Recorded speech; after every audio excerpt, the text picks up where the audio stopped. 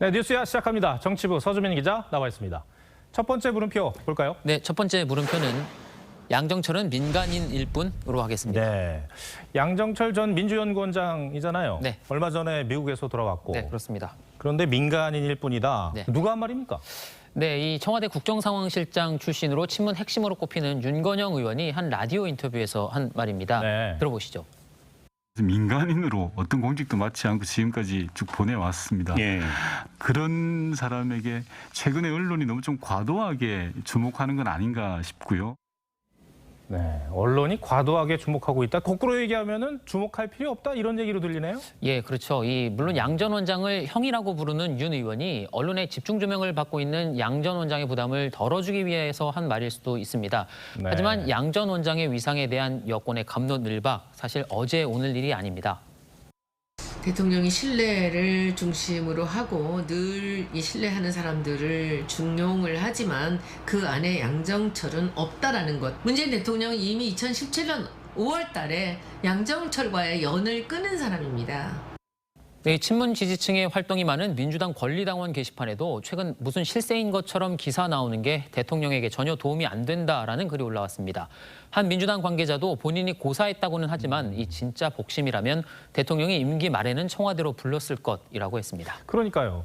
양정철 전 원장 하면은 자타공인 문재인 대통령의 복심으로 불리지 않습니까? 그렇습니다. 그러면은 지금 문재인 대통령이 정권 말일에서 쉽지 않은 상황이기 때문에 청와대로 불렀을 만도 한데 복심이라면 안 그랬어요. 예, 특히 강성 친문 지지자들 사이에서는 양 전 원장에 대한 비토가 강한 게 사실입니다. 네. 여권 관계자들의 얘기를 종합해 보면 윤석열 전 총장이 검찰총장으로 거론될 때 양 전 원장이 역할을 했다는 주장이 나왔었죠. 이게 양 전 원장에 대한 불신을 갖게 한 결정적인 계기가 된 걸로 보입니다.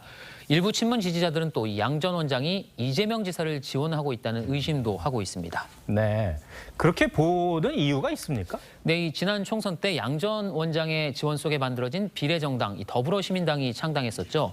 더불어시민당 공동대표 중 한 명이었던 이 최백은 교수가 바로 이재명 기본소득의 대표적인 전파자입니다. 네. 하지만 양 전 원장은 이 지사뿐 아니라 다른 여권 잠룡들과도 두루 접촉해왔습니다. 현 단계에서 이 특정 후보를 지원한다라는 거는 너무 나간 얘기 같습니다. 양정철 전 원장의 생각도 이제 중요할 텐데요. 네. 서 기자 혹시 통화해봤습니까? 예, 약 3개월 만에 귀국한 양 전 원장은 최근 자가격리를 마친 것으로 알려졌는데요. 네. 오늘은 이 전화가 하루 종일 꺼진 상태였습니다. 다만 정권 재창출이 문 대통령에게 가장 중요한 일이고 또 자신도 그 과정에서 역할을 할 수 있다는 뜻은 그동안 쭉 밝혀왔었습니다. 알겠습니다. 첫 번째 물음표 정리해 볼까요? 예, 첫 번째 물음표. 양정철은 민간인일 뿐의 느낌표는 미워도 다시 한 번으로 네. 하겠습니다. 이 양 전 원장은 지난 총선 이후에 스스로도 상처 준 분들이 있다라고 할 정도로 비례정당 창당 과정 또 이 공천 과정에서 악역을 맡았었습니다. 네. 그 때문에 여권 일각에서 비토가 있는 것도 사실이고요. 하지만 여권의 대선 후보가 일단 결정이 되면 자이든 타이든 이 전략가 양정철의 수요가 생길 수밖에 없지 않겠느냐는 게 이 정치권의 전망입니다. 네.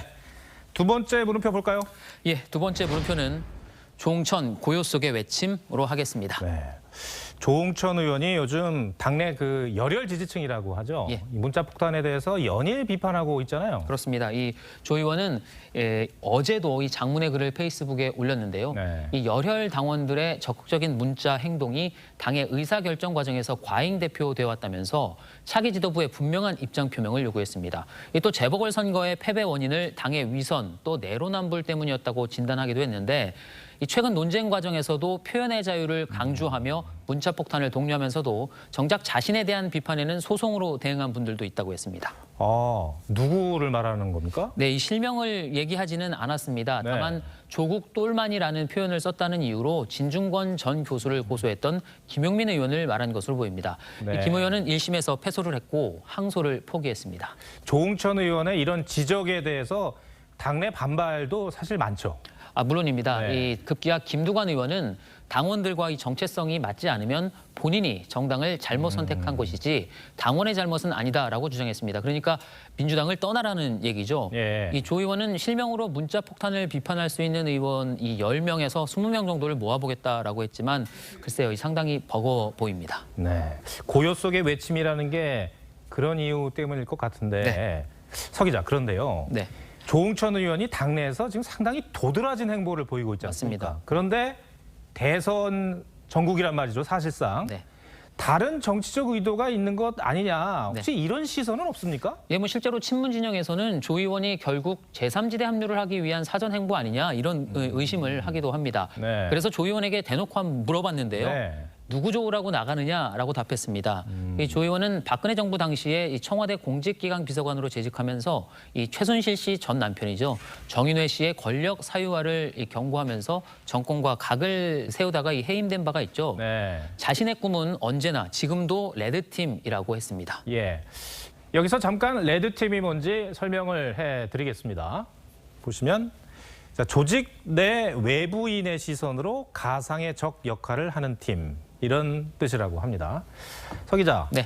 일단 조 의원의 결심이 계속 지켜질지는 두고 봐야겠네요. 그렇습니다. 두 번째 물음표도 정리해 주시죠. 예, 두 번째 물음표 조응천 고요 속의 외침의 느낌표는 민주당의 5년 전 환영사로 하겠습니다. 네. 이 5년 전에 정치에 관심이 없던 조 의원을 삼고철회해서 직접 영입에 나선 사람 바로 문재인 대통령입니다. 네. 이 조 의원 입당 뒤에 민주당은 공식 트위터에 민주당이 다른 생각을 가진 사람과도 함께 토론하고 혁신할 수 있음을 보여줄 뿐입니다라는 글을 올렸습니다.